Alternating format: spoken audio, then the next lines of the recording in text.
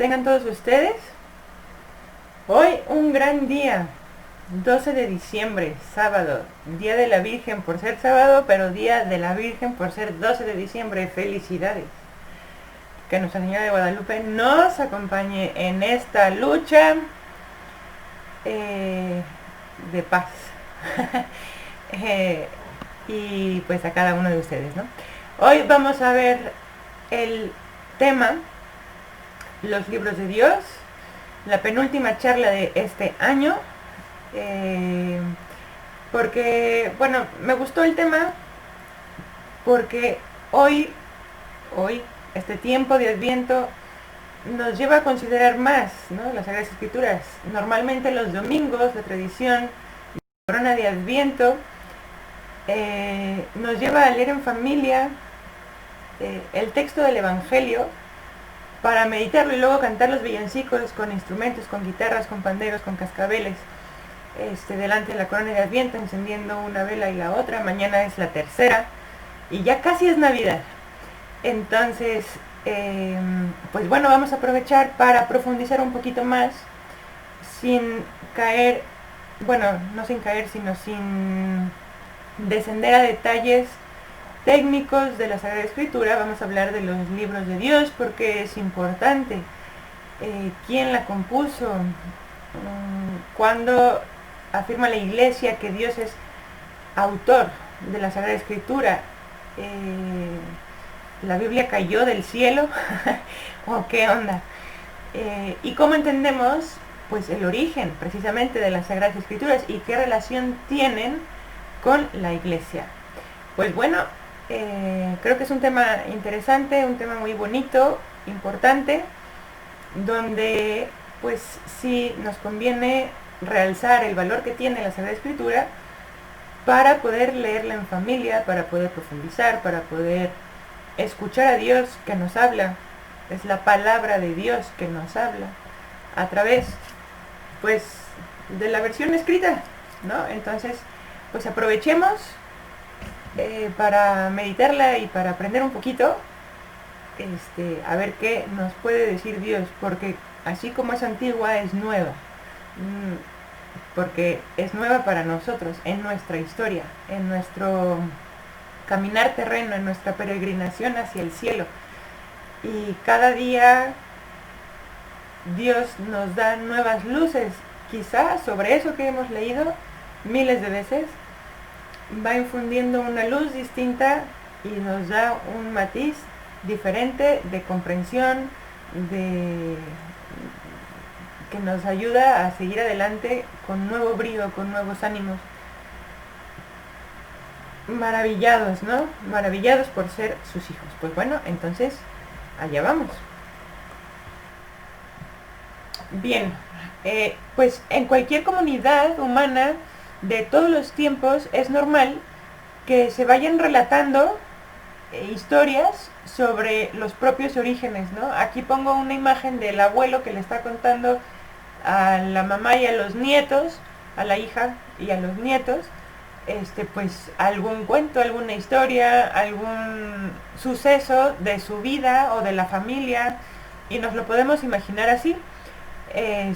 Y esto se puede dar en cualquier reunión familiar, en alguna fiesta, en algún aniversario en el que nos podamos reunir. Siempre suele ser este tipo de eventos, ¿no?, la ocasión para recordar estos acontecimientos, para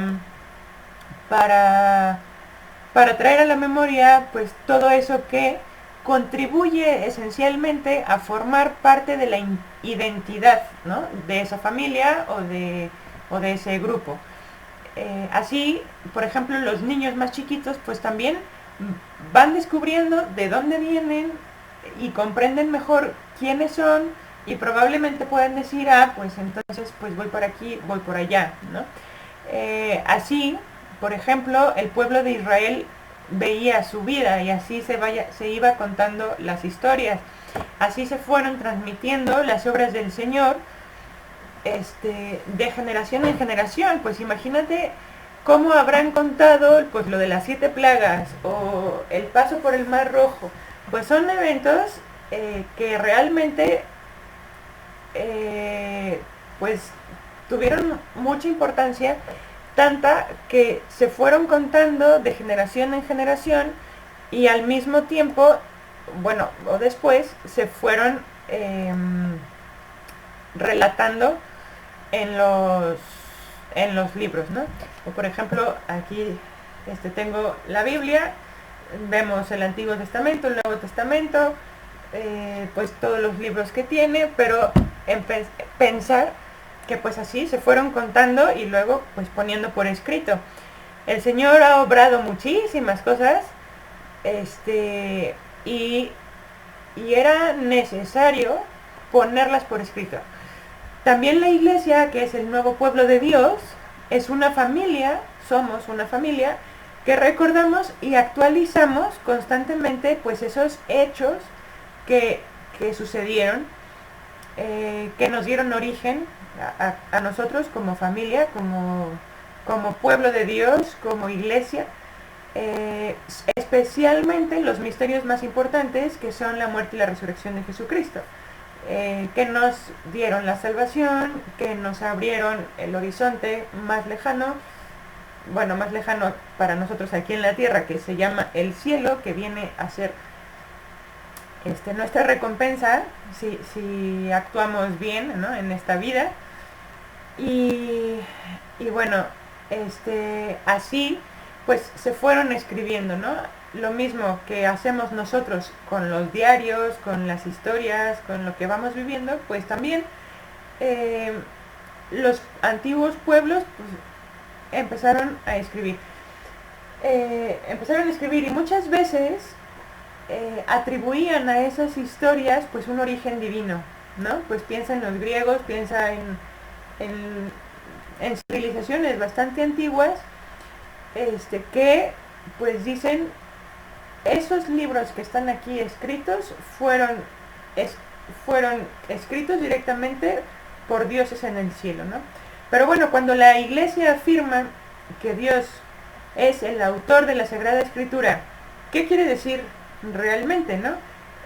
Quiere decir que sus libros, igual que en otras culturas que cayeron del cielo, ¿cómo podemos entenderlo? Entonces, vamos a lo siguiente, ¿no?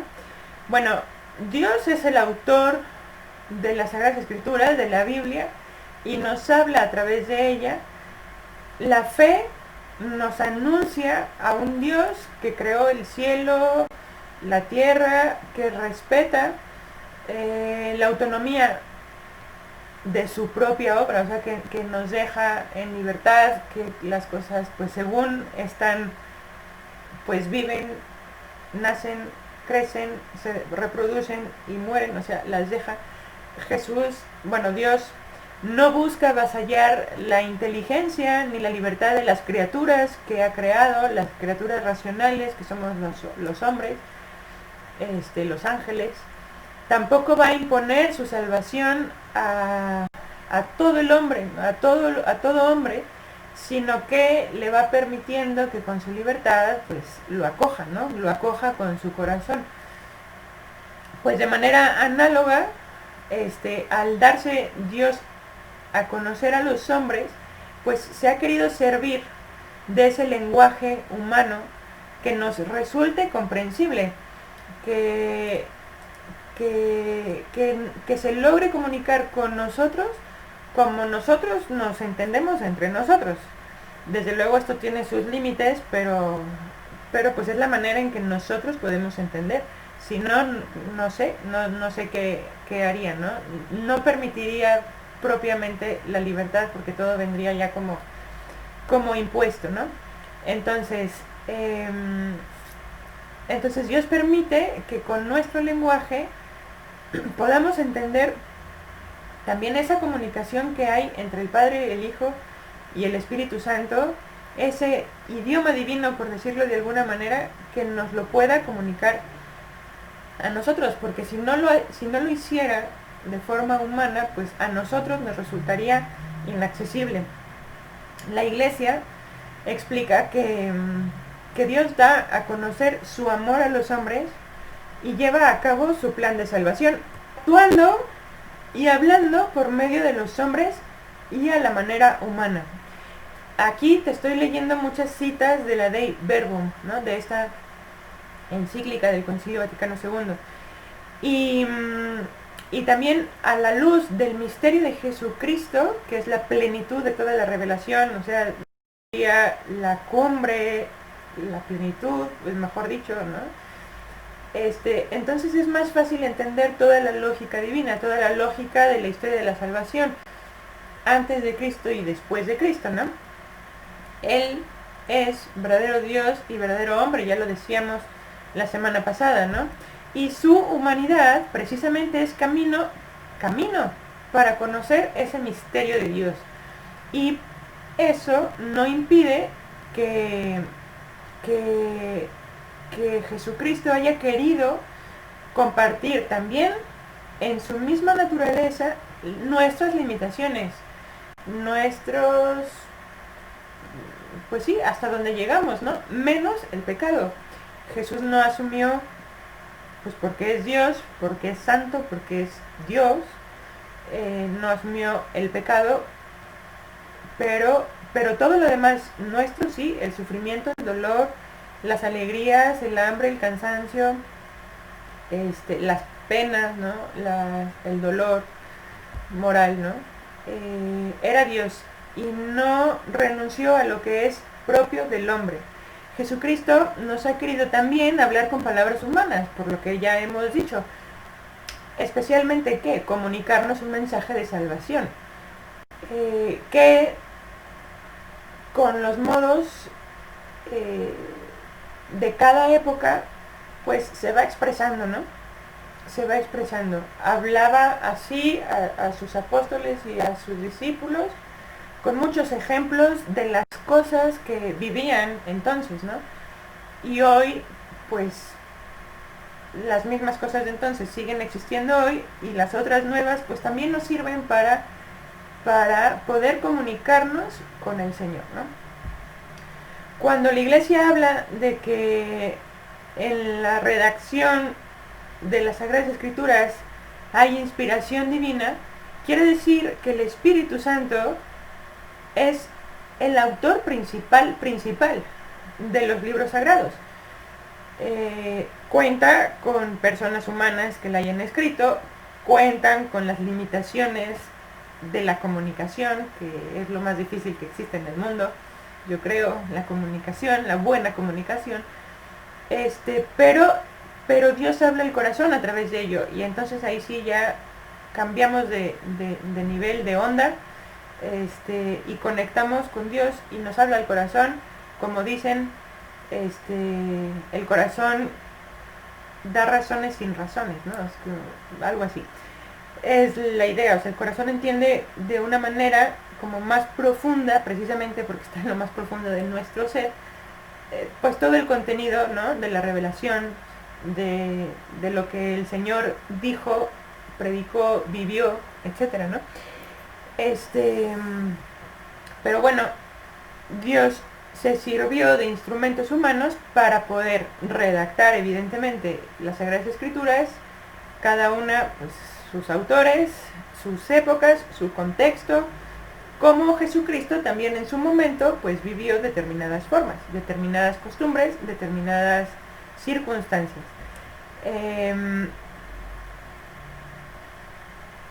Muy bien, entonces la dimensión humana de la Biblia nos hace accesible la palabra de Dios, pero también implica que al leerla nos encontremos con esos límites, ¿no? Con esos límites, y hay veces que encontramos textos simbólicos, metafóricos, hay veces que encontramos libros históricos, hay veces que encontramos libros proféticos, reveladores, que nos quieren decir una cosa diferente, además de lo que, en fin, son muy ricos, ¿no? Hay otros que tienen una noción demasiado simple, personas, ¿no?, que hablan de la Biblia como si fuera algo demasiado simple y no dejan espacio a esa interpretación, porque lo verían como imperfecto, ¿no? Pero esas personas pues tienden a creer, dice Juan Pablo II, que siendo Dios el ser absoluto, cada una de sus palabras tiene un valor absoluto, y esto no es así. Independientemente, para poder entender las Sagradas Escrituras necesitamos entender el contexto, necesitamos, de hecho, fue escrito digo, toda la Biblia en 3 idiomas, ¿no? Y más vale que también esas traducciones pues también llevan unos significados a veces diferentes, ¿no? Entonces, pues sí hay que estudiarle un poquito para poder entender como el sentido profundo. Sin embargo, pues Dios nos habla al corazón y podemos entender, podemos tener conciencia de eso que Dios nos quiere decir según nos conviene en ese momento. Bien, pues, ¿qué más tenemos aquí? En amoldarse a lo pequeño de Dios, ¿no? Él se manifiesta, él manifiesta su misericordia. Ese amor le lleva a acomodarse a nuestros modos, a manifestarse de una manera amable, para que su grandeza pues no nos aleje de él, ¿verdad? Es como cuando queremos ver al sol, pues no podemos porque está súper iluminante, nos quema los ojos. Dios es así, pero él nos tiene que poner filtros para poderlo ver con santa paz y poder ver cómo se mueve y cómo baila y cómo brilla y poder comprender y poder estudiar más a fondo, ¿no? Bien, bueno, el Señor se deja, ¿no? El Señor es muy flexible, el Señor nos comprende tanto que se baja de esa manera, lo mismo que Jesucristo se hace hombre precisamente para enseñarnos ese mensaje de salvación y vivirlo y ser nuestro ejemplo también en las circunstancias más adversas, ¿no? Bien, es útil recordar, ¿no?, que los libros pues fueron escritos en épocas diversas. ¿Cuántos libros son en la Biblia? Son 46 del Antiguo Testamento y 27 del Nuevo Testamento. Fueron escritos en hebreo, en arameo y en griego. Entonces la comprensión de las Sagradas Escrituras tiene que abarcar pues contexto, lenguaje, traducciones, autores, situación histórica, usos y costumbres de la época, ¿no? Porque también conforme a eso pues se ponen los ejemplos o se hacen las analogías escritas allí. Bien, pues los textos han sido escritos por seres humanos a través de los cuales Dios ha actuado sin que por eso Él deje de ser el autor principal, ni los hagiógrafos, quienes lo han escrito, también verdaderos autores de esos libros. San Pablo, por ejemplo, manifiesta en algún momento a los cristianos cierta indignación con palabras fuertes, diciendo, por ejemplo, oh Gálatas insensatos, y está enojado y habla, pues ahora eso no es gran cosa, pero oh Gálatas insensatos, en su momento pues sí era una reprimenda, pero el que se enoja ahí es San Pablo, no, obviamente no Dios, ¿verdad? No el Espíritu Santo. Lo que queda escrito en la Sagrada Escritura pues refleja que hay autores humanos con las limitaciones del lenguaje humano, que pudo haber dicho de otra manera, dijo eso quedó escrito, y oh Gálatas insensatos, y da sus razones, ¿no? Lo mismo podemos decir, pues, oh Paulina insensata, ¿no?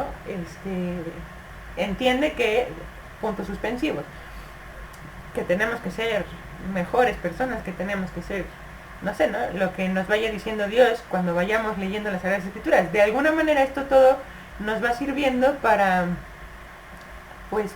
darnos cuenta de la importancia que tiene actuar de una manera o actuar de otra, ¿no? Por ejemplo, esos caracteres, esos giros lingüísticos, pues corresponden a un autor concreto, a una época concreta, a unos modos y costumbres concretos.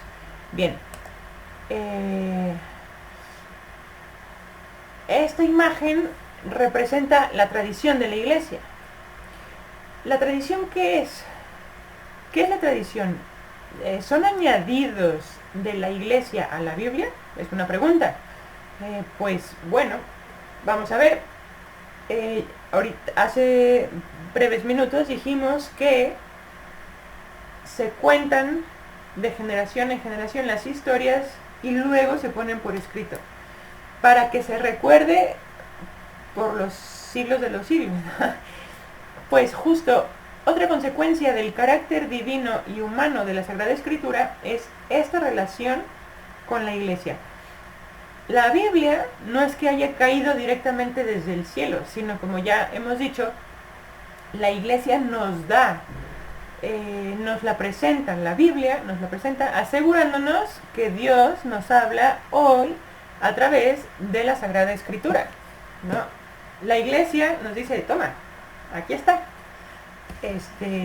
Esto se ha escrito por los siglos de los siglos y la Iglesia somos tú y yo y son todas las personas que han vivido a lo largo de los tiempos, como podemos ver aquí, apóstoles, discípulos, santos, seguramente estos son los apóstoles, pero luego los discípulos y luego no sé qué, o Moisés y su pueblo, del pueblo de Israel, las 12 tribus de Israel, etcétera, ¿no? Se van contando los hechos, que es lo que está escrito precisamente aquí.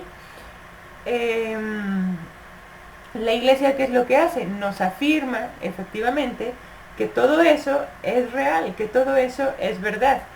Así que el pueblo de Israel, la Iglesia, pues son esa familia o esa comunidad en la que nacieron, tomaron forma las Sagradas Escrituras, y se fueron transmitiendo así las narraciones. Y de hecho, pues uno ve, pues aquí está el papiro de Qumran, y están los escritos del profeta Isaías, y aquí están los escritos de no sé dónde, de no sé quién, y se van recopilando. ¿Qué es lo que dice la tradición de la Iglesia? Que es la gente que en su momento ha vivido, pues dice, sí, sí, cierto, esto es verdad. Por eso la tradición, pues también es muy importante. No es que sean dos fuentes de revelación distintas, distintas y separadas, y cada una dice una cosa diferente, no, sino que la tradición nos entrega a nosotros, de generación en generación, pues también las Sagradas Escrituras, y el magisterio nos va diciendo, sí, sí, esto sí, o no, esto ya no entra, ¿no? Muy bien.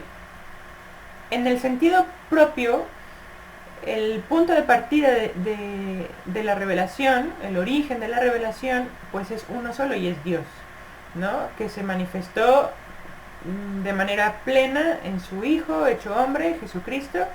Él es la revelación de Dios.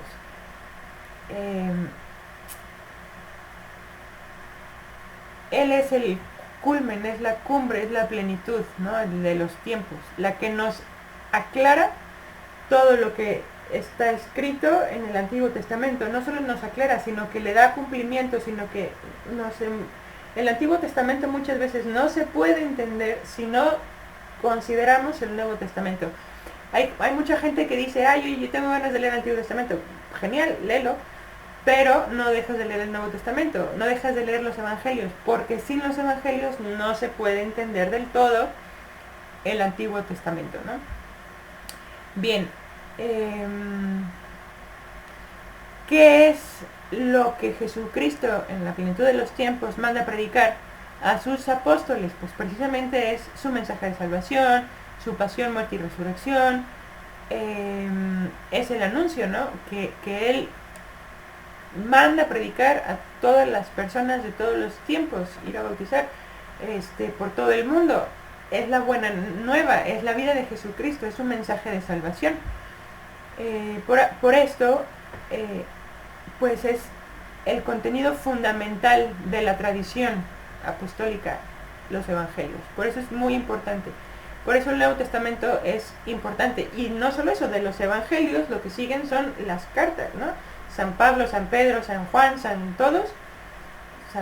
no todos, pero Santiago, van escribiendo cartas a los diversos pueblos que están por allí, transmitiendo precisamente la vida de Jesucristo y la vida de la Iglesia después de ya, ¿no? Después de haber estado consolidada por Pentecostés.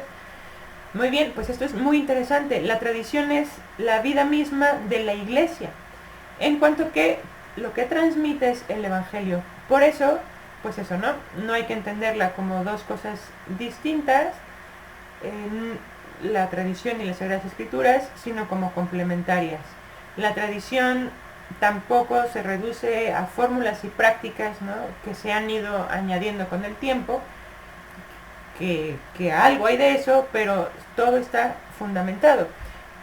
Y tampoco solamente son las enseñanzas de los padres o de los concilios. Tú y yo formamos parte de la iglesia, tú y yo somos parte de la tradición, porque actualmente pues damos catequesis, damos formación, formamos a nuestra familia, les enseñamos las oraciones principales,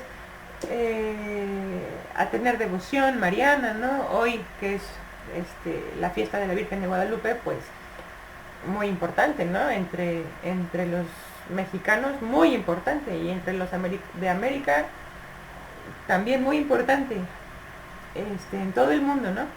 Pero bueno, justamente pues lo que hay que hacer es integrar a la tradición y a la Sagrada Escritura. Por ejemplo, el primado de Pedro se encuentra en los Evangelios, ¿no? Es una cosa. La Asunción de la Virgen explícitamente no aparece en el Nuevo Testamento.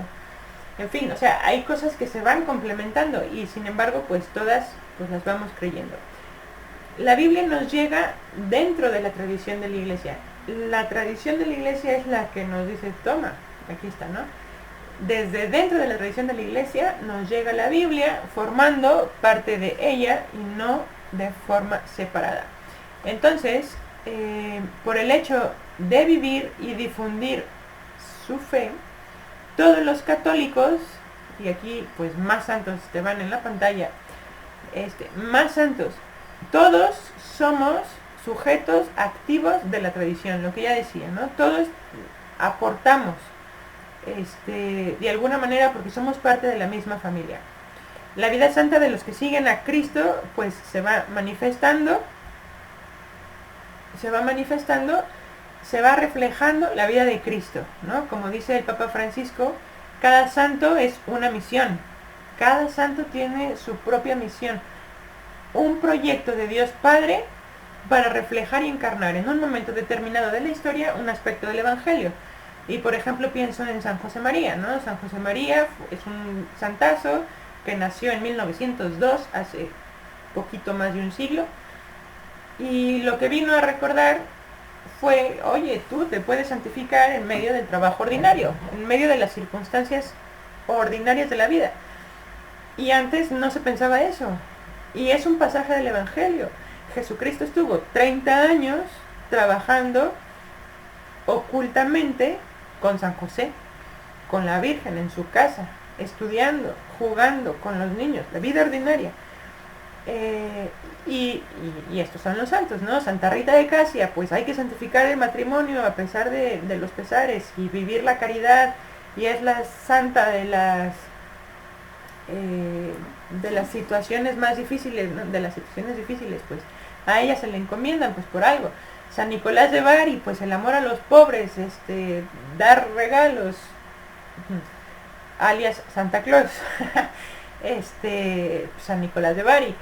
El santo cura de Ars, pues esa devoción a la Santísima Eucaristía que Jesús instituyó el Jueves Santo y está narrado en los Evangelios. O sea, todos los santos vienen a aportar algo.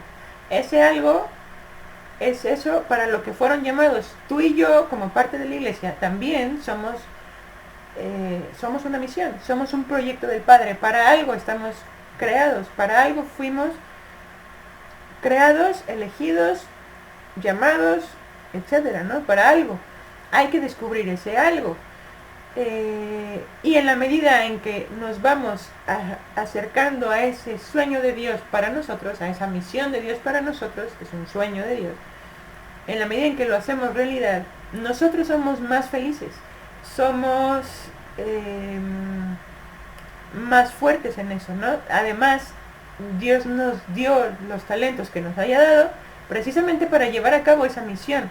Es cuestión de ir encontrando qué talentos tenemos, qué qué cualidades, qué habilidades, también para descubrir nuestra vocación. No solamente generalizando así al matrimonio, así al celibato apostólico, qué bonito, pero también algo para aportar al mundo, además de oración y sacrificio y trabajo, y lo que hacemos, lo hacemos por servir a los demás, pues cuál es mi misión en el mundo, ¿no? ¿Para qué estoy llamada? Y en esa medida yo descubro mi misión y como parte de la iglesia, pues lo doy a los demás, ¿no? Para servir a los demás. Nada ni nadie se queda fuera de una misión, nada ni nadie se queda fuera de la iglesia, de la doctrina, de la vida de Cristo, de una vocación, de una llamada, ¿no? Todos estamos llamados a transmitir pues esa doctrina que además nos da paz, que nos da serenidad, que nos da alegría, que nos da fuerza, que nos da motivos para seguir viviendo a pesar de las circunstancias que nos toquen vivir, ¿no? Como hoy la pandemia, o como en invierno las gripas, o la influenza, o situaciones pues un poquito más penosas, ¿no? La muerte de un ser querido, el sufrimiento por X o Y. Bueno, ¿por qué leer la Sagrada Escritura desde la tradición? La tradición de la iglesia es viva, es viva, es viva. Esto es importante.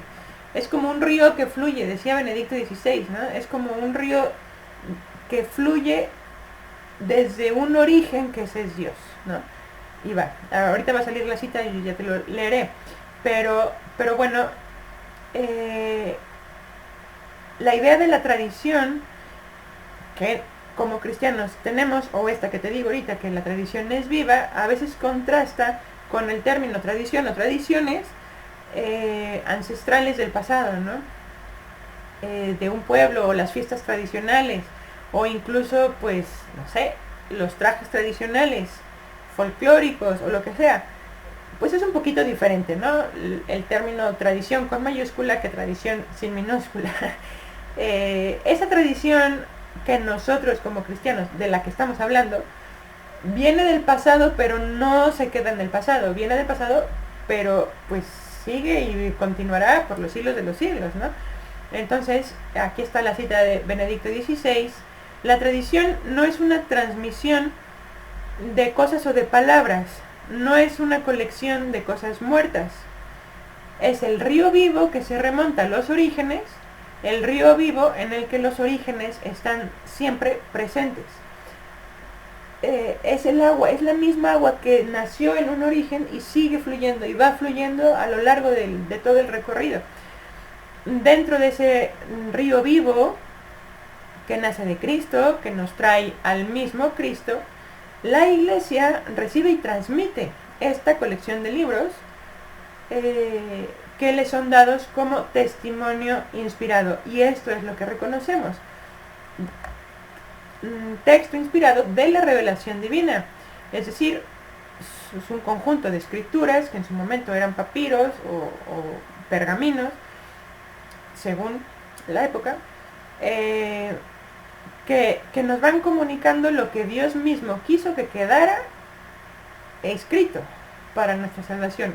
Casualmente ayer estaba leyendo el segundo hábito de Covey, para de los 7 hábitos de la gente altamente efectiva, y hablaba de la importancia de tener el fin en mente, ¿no?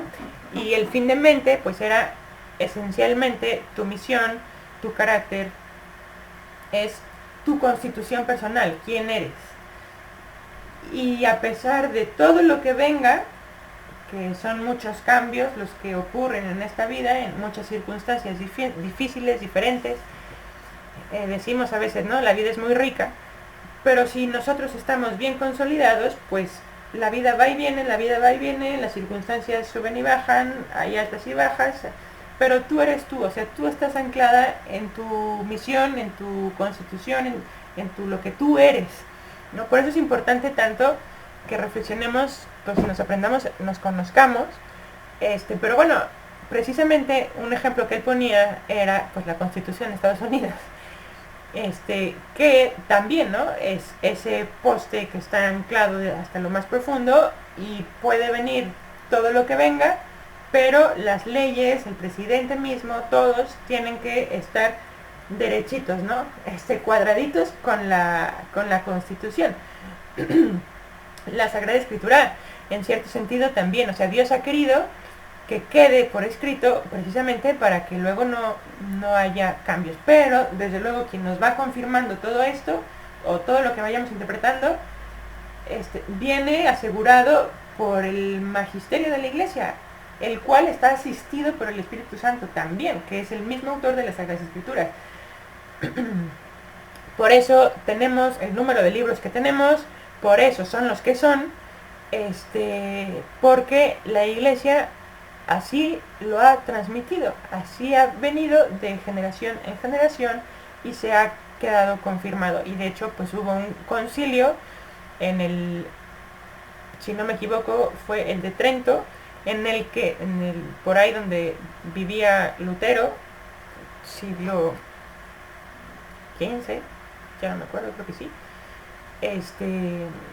donde se constituye el canon de la Sagrada Escritura, para que justo pues ya no haya más reveses en eso, ¿no?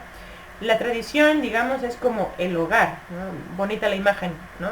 Estamos sosteniendo este hogar con las Sagradas Escrituras al centro,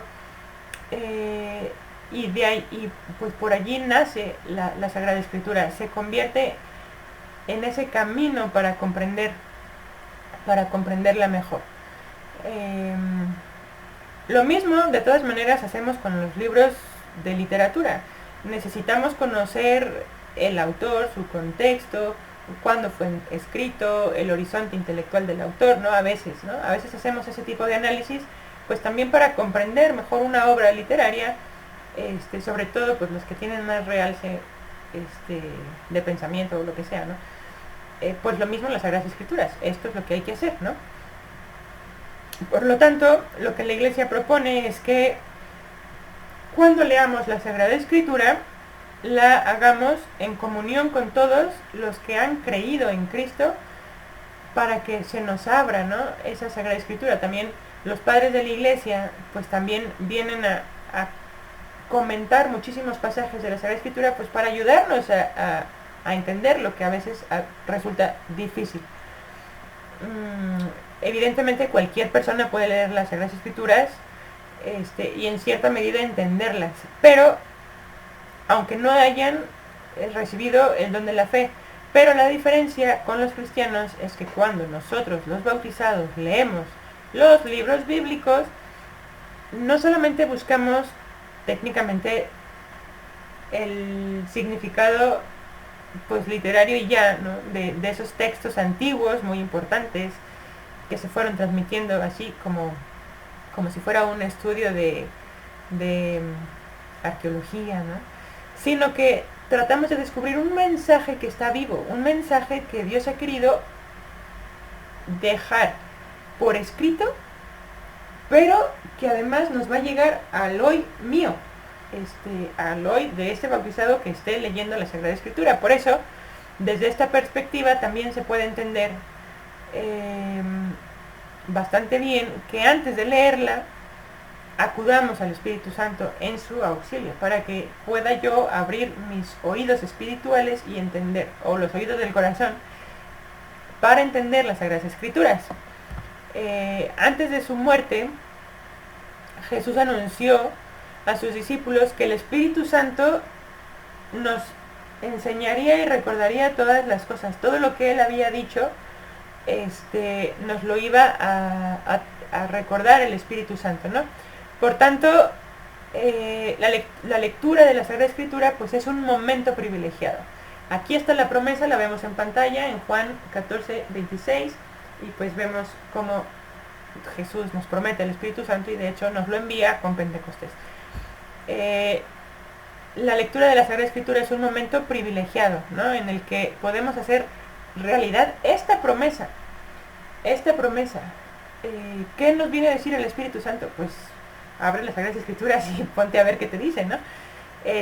Porque nos hace entender mejor la vida y las enseñanzas de Cristo, que está recogida en los Evangelios, que está anunciada por los profetas siglos antes, y también está explicada por los apóstoles años después, ¿no? El Espíritu Santo es ese vínculo de amor entre los creyentes y nos introduce a vivir en comunión, ¿no? Con toda la iglesia de todos los tiempos. Qué bonito, somos una familia milenaria, de siglos para atrás, ¿no? Y efectivamente, pues somos la humanidad, somos hijos de Dios todos, en una iglesia fundada por Dios mismo, por Jesucristo, asistida por el Espíritu Santo a lo largo de los tiempos, sustentada y fortalecida con los sacramentos. Por lo tanto, pues tenemos todo para seguir adelante, ¿no? El Espíritu Santo es por quien la voz del Evangelio resuena viva en la iglesia y por ella en el mundo. Y de ti y de mí depende que abramos esos caminos a las demás personas de contemplación, de escucha, de conciencia de las Sagradas Escrituras, de Dios hacia nosotros, de Dios hacia nuestros corazones. Y bueno, pues muchas gracias por estar hasta el final en este video. Te agradezco que hayas llegado, que lo hayas mirado. Ojalá que te sirva, que te recuerde la importancia que tiene en la Sagrada Escritura, que es un mensaje de salvación, de paz, ¿no? De alegría. Y pues nada, entonces nos seguimos viendo. La próxima semana hablaremos un poco de la liturgia y de los sacramentos, que es precisamente el puente que está entre Dios y yo, ¿no? Pero es un puente muy, muy, muy cercano, muy, muy cortito, ¿no? Que nos lleva directamente a la otra vida espiritual, a la otra vida sobrenatural. Entonces, pues nada, aprovechamos esto y pues yo me despido. Si estás, si no estás la próxima semana, felices fiestas, feliz Navidad, que la pases dentro de lo que cabe, pues en compañía de tus seres queridos. Y pues nada, hasta aquí, me dejo de rollos. Hasta luego y que te vaya muy bien. Feliz fin de semana. Chao.